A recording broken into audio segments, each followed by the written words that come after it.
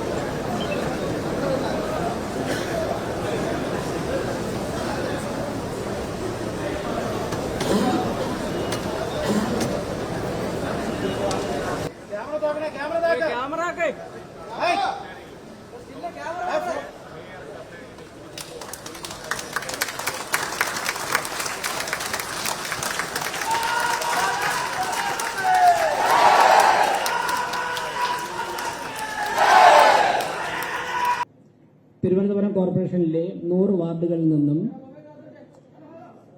ജനവിധി തേടി എത്തിയിരിക്കുന്ന ജനപ്രതിനിധികളാണ്. വളരെ വലിയ പ്രതീക്ഷയോടെയാണ് ഒരു സമൂഹം നമ്മളെല്ലാവരെയും ജനാധിപത്യത്തിന്റെ ശ്രീകോവിലേക്ക് അയച്ചിരിക്കുന്നത്. തീർച്ചയായിട്ടും ലോകത്തിലെ ഏറ്റവും വലിയ ജനാധിപത്യ രാജ്യത്തിന്റെ ഭരണത്തിന് വിജയകരമായി നേതൃത്വം കൊടുക്കുന്ന ഒരു പ്രസ്ഥാനം എന്നുള്ള നിലയ്ക്ക്, ആ പാർട്ടിയുടെ പ്രതിനിധി എന്നുള്ള നിലയ്ക്ക് എന്റെ കഴിവിന്റെ പരമാവധി അനുഭവസമ്പത്തും പരിചയസമ്പന്നതയും ഉപയോഗിച്ചുകൊണ്ട് 100 വാർഡുകളെയും 101 വാർഡുകൾ വരും 101 വാർഡുകളെയും ഒറ്റ യൂണിറ്റായി കണ്ടുകൊണ്ട് ഒരുമിച്ച് എല്ലാവരെയും ചേർത്ത് പിടിച്ചുകൊണ്ട് മുന്നോട്ട് പോകാനുള്ള ഒരു പ്രതീക്ഷയാണ് നമ്മളൊക്കെ അർപ്പിക്കുന്നത് ഞാൻ ആദ്യം തന്നെ പറയുകയാണ്. ഇവിടെ രാജ്യം ഭരിക്കുന്ന പാർട്ടിയുടെ പ്രതിനിധിയായിട്ടാണ് ഞാൻ വന്നിരിക്കുന്നത്.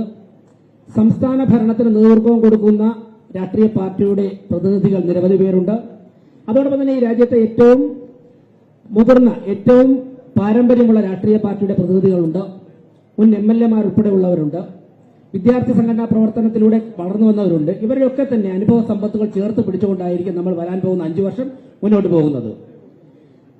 ഞങ്ങളുടെ ലക്ഷ്യം 5 വർഷം കഴിയുമ്പോൾ ഈ രാജ്യത്തെ ഏറ്റവും വികസനമെത്തുന്ന 3 നഗരങ്ങളിൽ ഒരു നഗരമായി തിരുവനന്തപുരത്തെ മാറ്റുക എന്നുള്ള പ്രഖ്യാപിത ലക്ഷ്യവുമായിട്ടാണ് നമ്മൾ 101 പേര് ഒറ്റക്കെട്ടായി മുന്നോട്ട് പോകാൻ പോകുന്നത്.